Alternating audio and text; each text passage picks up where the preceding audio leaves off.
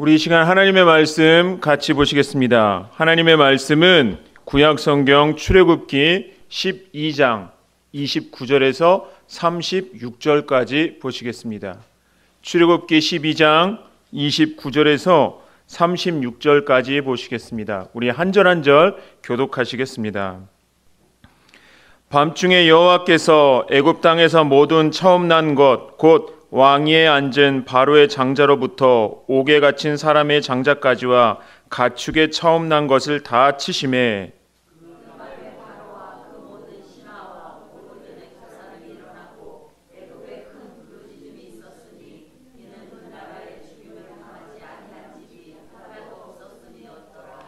밤에 바로가 모세와 아론을 불러서 이르되 너희와 이스라엘 자손은 일어나 내 백성 가운데서 떠나 너희의 말대로 가서 여호와를 섬기며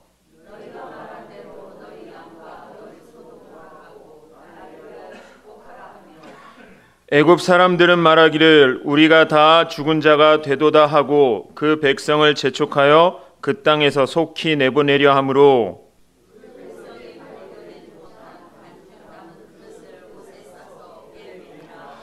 이스라엘 자손이 모세의 말대로 하여 애굽 사람에게 은금 패물과 의복을 구하매 여호와께서 애굽 사람들에게 이스라엘 백성에게 은혜를 입히게 하사 그들이 구하는 대로 주게 하심으로 그들이 애굽 사람의 물품을 취하였더라. 아멘.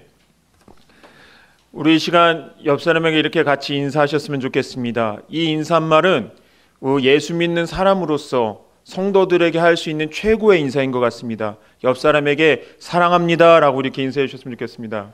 사랑합니다. 입술만 사랑합니다 하는 것이 아니고 웃으시면서 사랑합니다 하셨으면 좋겠습니다. 감사합니다.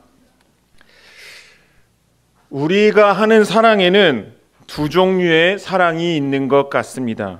하나는 그 사람의 쓸모를 사랑하는 것, 또 하나는 그 사람 자체를 사랑하는 것을 말합니다. 그 사람의 쓸모를 사랑하는 것과 그 사람 자체를 사랑하는 것에는 어떤 차이가 있는가 하냐면은 그 사람의 쓸모를 사랑하는 것은 이 쓸모라고 하는 것은 있다가도 없기도 합니다. 즉, 그 사람의 쓸모를 사랑한다는 것은 그 쓸모가 없어지면 그 사람을 사랑하지 않는다는 것입니다. 왜냐하면 사랑할 이유가 없어지기 때문입니다. 그러나 쓸모를 사랑하는 것이 아닌 그 존재를 사랑하게 되면 그 존재는 변할지언정 존재는 없어지지 않기 때문에 그에 대한 사랑은 계속되는 것입니다. 존재를 사랑하는 사람은 그 사랑의 대상이 어떤 모습이든지 계속 사랑합니다. 왜냐하면 그 사람 자체를 사랑하는 것이기 때문입니다. 그 사람이 부자이든 그 사람이 가난하든 그 사람이 어리든 그 사람이 어른이든 그 사람이 잘생겼든 그 사람이 못생겼든 그 사람이 건강하든 그 사람에게 장애가 있든 그 존재를 사랑하는 사랑은 절대로 변하지 않습니다. 우리 한번 이렇게 생각해 봤으면 좋겠습니다. 우리가 교회 안에서 또는 가정 안에서 내가 가는 곳마다 내가 하는 사랑은 과연 어떤 사랑인가를 말입니다. 나는 누군가를 사랑할 때에 그 사람이 가진 것을 사랑하는가 아니면 그 사람을 사랑하는가 한번 생각해 봤으면 좋겠습니다. 저희는 지금까지 이 10가지 재앙을 한번 살펴보고 있는데 이 이스라엘 백성들을 향하여 바로도 포기하지 않습니다. 그런데 하나님도 이스라엘 백성들을 포기하지 않고 계십니다. 그런데 바로가 이스라엘 백성들을 포기하지 않는 이유와 하나님께서 이스라엘 백성들을 포기하지 않는 이유는 다릅니다. 바로가 이스라엘 백성들을 포기하지 않는 이유는 그들이 가진 노동력 즉 쓸모 때문입니다. 쓸모 때문입니다. 출애굽기 1장과 2장에서 보이는 이 어린 아이들을 향한 바로의 잔악성을 보게 되면 이 바로 왕은 이스라엘 백성들의 생명이나 잘 사는 것에나 이런 것에는 관심이 없습니다. 그저 이 이스라엘 백성들의 엄청난 노동력으로부터 얻어지는 국가적인 이익만 생각했다는 것을 우리는 알 수가 있습니다. 그런데 하나님은 다릅니다. 하나님은 오히려 이스라엘 백성들을 살리시기 위하여, 오히려 이스라엘 백성들을 생명을 위하여 포기하지 않으시는 것입니다. 즉 바로는 이스라엘 백성들을 소비하기 위해서, 그렇지만 하나님은 이 이스라엘 백성들을 살리기 위하여 이 두 사이를 놓고 하는 싸움이 바로 이 10가지 재앙이었다라는 것을 우리는 이야기할 수 있습니다. 세상이 우리를 사랑하는 방식이 바로 이 바로의 방식입니다. 우리가 세상에서 왜 대접을 받습니까? 연예인들이 왜 대접을 받습니까? 잘생겼고 연기 잘하고 또 누군가는 돈이 많고 누군가는 유능하기 때문에 세상에서 대접을 받는 것이 아니겠습니까? 그런데 이 땅에서 살아가는 그리스도인으로서 살아가는 우리가 사랑하는 방식은 세상이 사랑하는 방식이 아니라 바로 하나님께서 우리를 사랑하는 방식 그대로 다른 사람을 사랑해야 합니다. 그래서 예수님께서도 이렇게 말씀하셨습니다. 새 계명을 너희에게 주노니 서로 사랑하라. 내가 너희를 사랑한 것 같이 너희도 서로 사랑하라 라고 말씀하셨습니다. 하나님께서 우리를 사랑하셨을 때, 우리의 허물이 있을 때, 우리 안에 있는 허물 때문에 우리를 사랑하지 않으셨다면, 우리의 죄 때문에 우리를 사랑하지 않으셨다면 지금의 교회는 없습니다. 우리가 한 교회로서, 그리고 이 교회가 모인 공동체가 교회로서 살아갈 수 있는 이유는 하나님이 우리를 사랑하셨기 때문입니다. 그래서 우리의 믿음의 뿌리는 우리가 앞으로 미래를 향해, 비전을 향해 나아갈 때에는 이 세상의 가치로 내가 뭔가 하나님 나라에 쓸모가 있어서 사랑받는 것이 아니라 나를 죽기까지 사랑하신 그 사랑의 믿음의 뿌리를 내리고 있어야 우리는 미래를 향해, 앞으로를 향해 나아갈 수가 있는 것입니다. 그래서 사랑하는 우리 모든 복음의 빛 교회 성도 여러분, 우리 옆에 성도들을 사랑할 때, 가족들을 사랑할 때 제가 실수를 하나하나 보자 이렇게 뱀눈으로 이렇게 쳐다보시면서 실수하면 너 끝이야 라고 하는 것이 아니라 좀 이렇게 품어주시는, 이렇게 안아주시는 그런 마음으로 서로를 사랑하시는 은혜가 있으시기를 주님의 이름으로 축원을 드립니다. 물론 우리 안에 완전한 모습이 있는 건 좋지만 하나님이 원하시는 온전한 공동체의 모습은 완전하고 능력 있는 것보다는 서로 사랑, 연약한 가운데에서 서로 사랑함으로 똘똘 뭉쳐져 있는 그 모습이 정말 하나님께서 기뻐하시는 모습이기 때문입니다. 창세기 1장에 보게 되면요, 하나님께서 우리를 지으시고 보시기에 심히 좋으셨다라고 말씀하셨습니다. 어찌나 보시기 좋으셨는지 하나님은 정말 기뻐하셨다라고 말씀하고 있습니다. 그런데 우리의 그 모습이 바뀌었습니다. 죄 때문에 온전한 우리 안에 있는 이 하나님의 형상이 오염되어 있습니다. 타락되어 있습니다. 죄 짓기 전에는 하나님을 사랑하면서 하나님을 예배하면서 하나님 중심으로 살았던 인간의 삶이 죄 때문에 하나님을 증오하고 하나님을 대적하는 삶이 되어버렸습니다. 그런데 하나님이 우리를 사랑하시는 방식을 보면 그 존재를 사랑하는 것 때문에 여전히 그때에도 우리를 사랑하셨습니다. 그 사랑 때문에 이 땅에 예수님이 오신 겁니다. 그 사랑 때문에 우리가 예수님을 통하여 하나님 앞에 나아간 겁니다. 우리는 그 사랑받는 사람임을 잊으면 안 된다는 겁니다. 그래서 이렇게 사랑하신 그분의 사랑 앞에서 하나님이 나를 사랑하실까? 하나님이 나를 택하여 주신 게 맞나? 라는 의심은 정말 하나님 보시기에 가슴 아픈 의심일 것입니다. 그래서 히브리서에서도 하나님 앞에 나아갈 때에는 두려워하지 마라. 그래서 담대히 하나님의 보좌 앞으로 나아가라라고 하는 것입니다. 우리 요한일서 4장 7절에 보게 되면 이렇게 말씀합니다. 사랑하는 자들아, 우리가 서로 사랑하자. 사랑은 하나님께 속한 것이니 사랑하는 자마다 하나님으로부터 나서 하나님을 알고라고 말합니다. 하나님을 저 사람 진짜 하나님 아는 사람이야. 그러면 그 사람은 사랑하는 사람입니다. 사랑은 하지 않는데 말만 많이 하고 지식은 가득 차서 말로는 많이 하는데 사랑하지 않는다? 그거는 하나님을 모르는 겁니다. 그래서 서로 사랑함으로 하나님을 아는 것을 듬뿍 나타내면서 살아가시는 우리 성도님들 되시기를 주님의 이름으로 축원을 드립니다. 이제 진짜로 10가지 재앙 마지막 부분에 왔습니다. 지금 이제 저희가 유월절에 대한 부분을 다루고 있는데, 우리가 이 유월절을 바라봤을 때에 한 가지 관점을 가지고 바라보았으면 좋겠습니다. 그것이 무엇인가냐면요, 로마서 5장 8절에 이렇게 말씀합니다. 우리가 아직 죄인 되었을 때에 그리스도께서 우리를 위하여 죽으심으로 하나님께서 우리에 대한 자기의 사랑을 확증하셨다라고 말합니다. 하나님이 우리를 사랑하시는데 언제부터 사랑했다? 죄인 때부터 사랑했다라고 말씀합니다.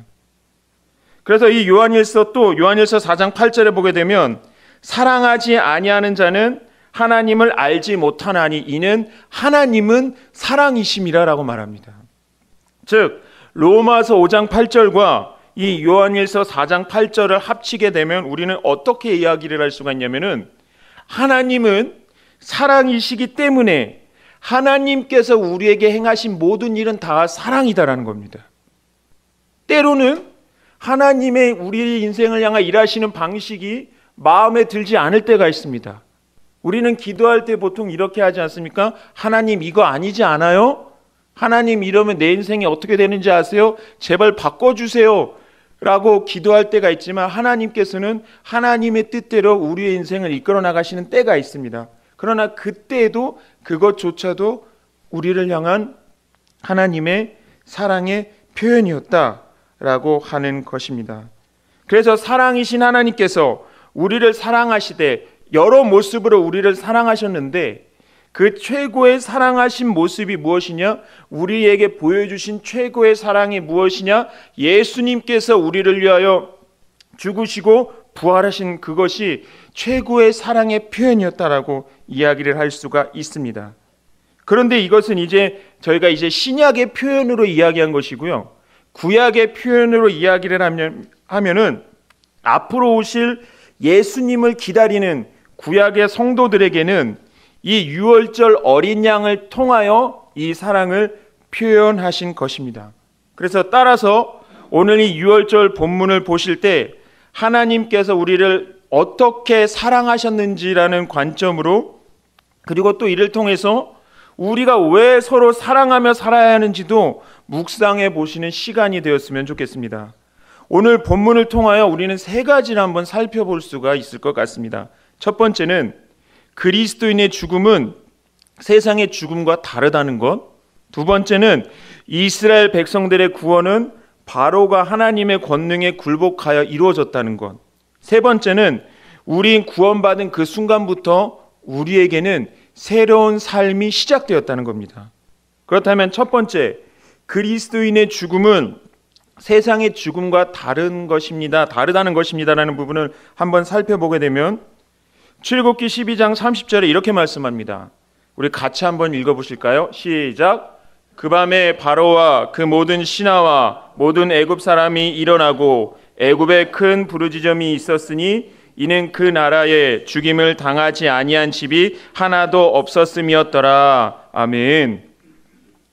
오늘 우리 방금 읽었던 이 30절의 본문에서 우리는 이 하반절, 이는 그 나라에 죽임을 당하지 아니한 집이 하나도 없었더라에 한번 집중하셨으면 좋겠습니다.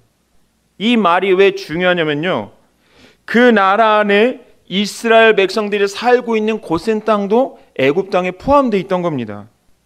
그러니까 이 유월절 사건을 통하여 하나님께서 이 장자의 죽음을 애굽 전체에 내리실 때에 그 죽음이, 그 심판이 고센 땅에도 그대로 내려졌다는 겁니다.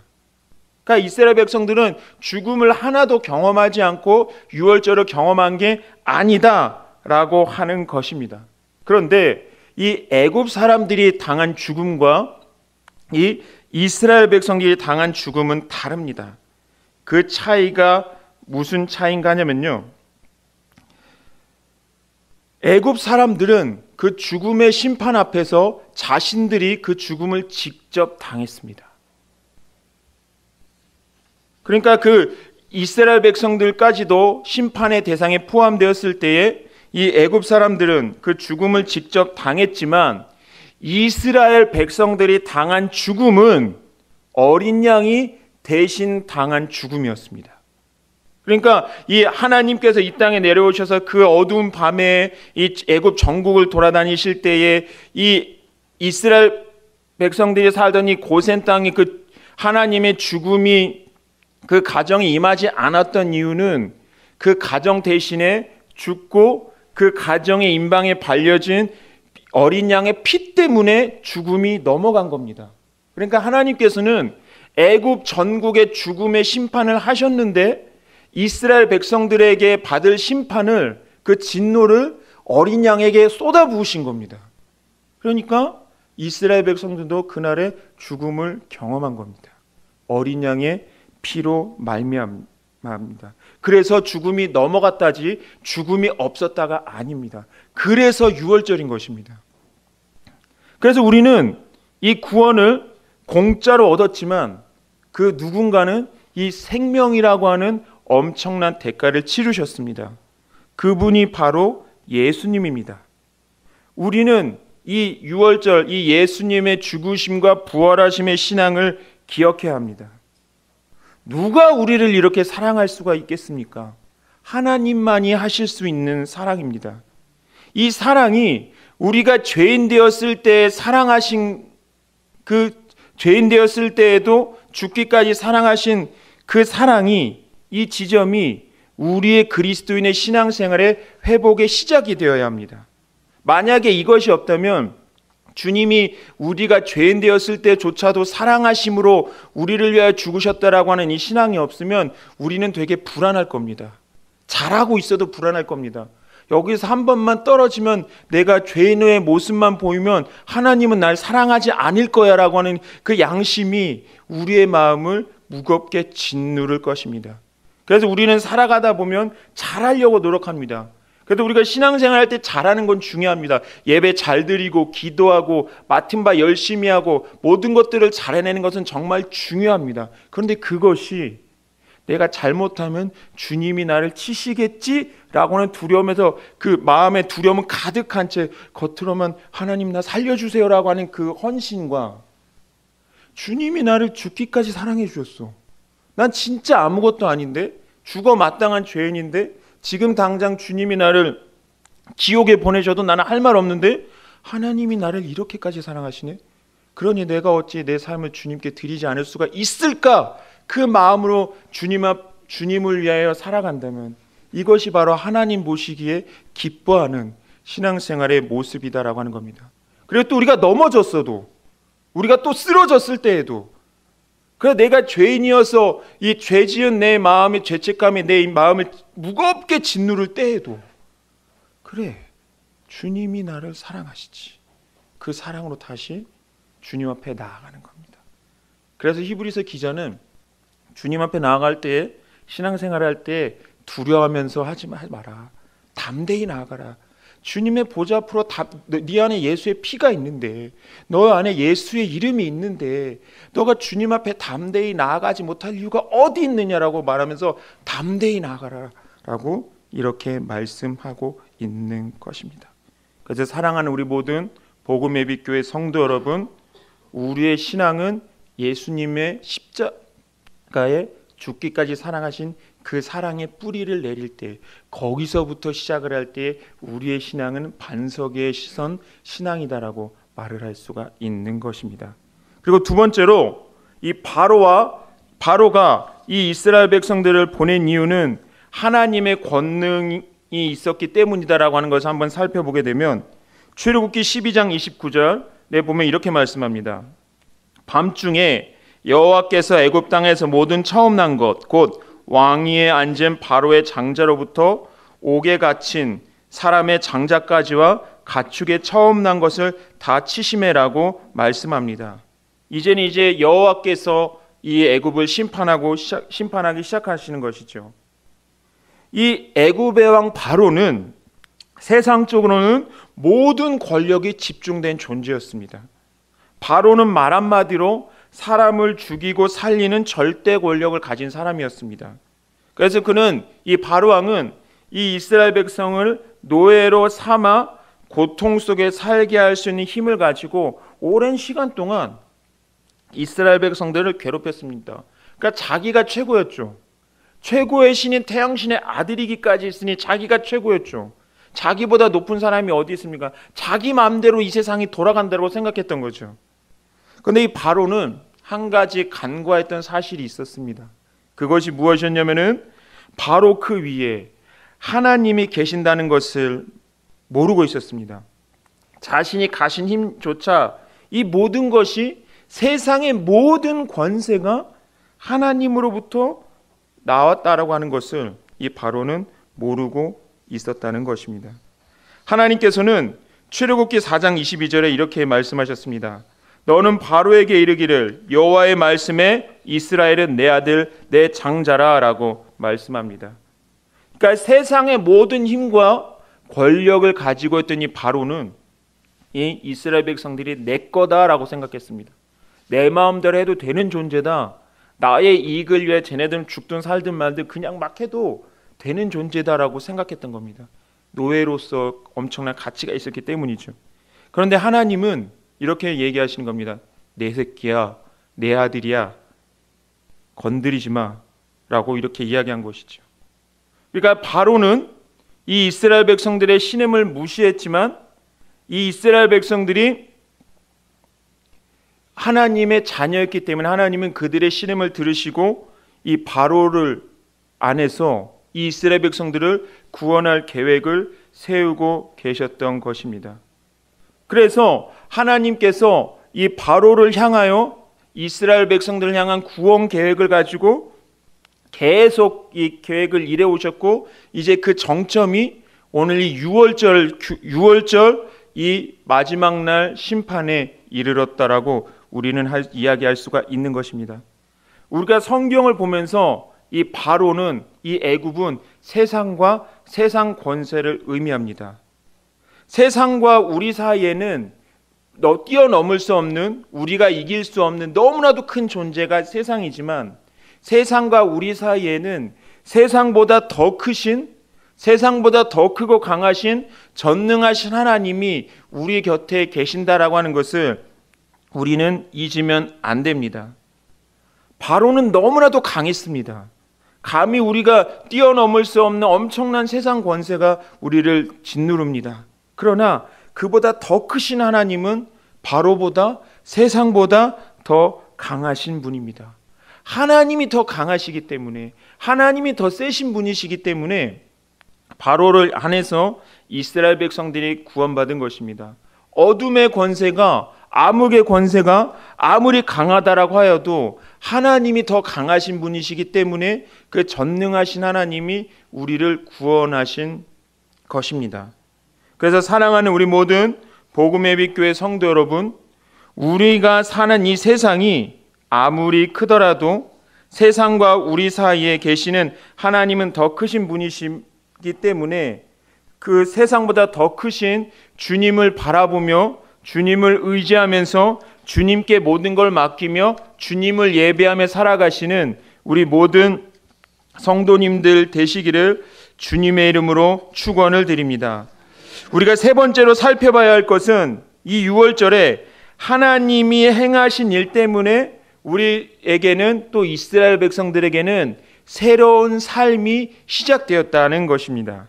출애굽기 12장 33절에 보게 되면 애굽 사람들은 말하기를 우리가 다 죽은 자가 되도다 하고 그 백성을 재촉하여 그 땅에서 속히 보내려 함으로 라고 말씀합니다.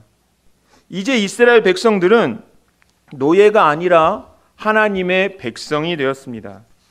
이전에는 주어지지 않았던 자유가 그들에게 주어졌습니다. 그들은 우리들은 이제 하나님께 속한 자녀가 된 것입니다. 우리가 하나님을 믿기 전에는, 우리가 구원받기 전에는 먹고 자고 하면서 이 땅의 것만 신경 쓰면, 이 땅에서 욕구만 채우면서 살면 되었지만, 우리가 예수 믿고 난 뒤에는 우리에게 영원한 나라가, 또 이스라엘 백성들에게는 가나안 땅이 주어졌기 때문에 이제는 그 어둠의 자리에서 하나님께서 약속하신 그 영원한 나라를 향하여 나아가는, 전진하는 삶이 바로 우리 그리스도인의 삶이라고 성경은 오늘 이야기하고 있습니다. 이 이스라엘 백성들은 애굽에서 나왔기 때문에 두 번 다시 노예의 삶으로 돌아갈 수가 없습니다. 돌아가서도 안 됩니다. 우리도 마찬가지입니다. 우리는 예수 믿은 사람이었기 때문에 예수 믿기 전에 했었던 그 삶으로 우리는 돌아가서는 안 됩니다. 우리는 뒤로 후퇴해서는 안 되는 사람입니다. 우리는 하나님께서 약속하신 그 영원한 나라를 향하여 하나님께서 우리 교회와 우리 성도님들 각자에게 주신 비전을 향하여 이제는 나아가며 전진해야 되는 사람들입니다.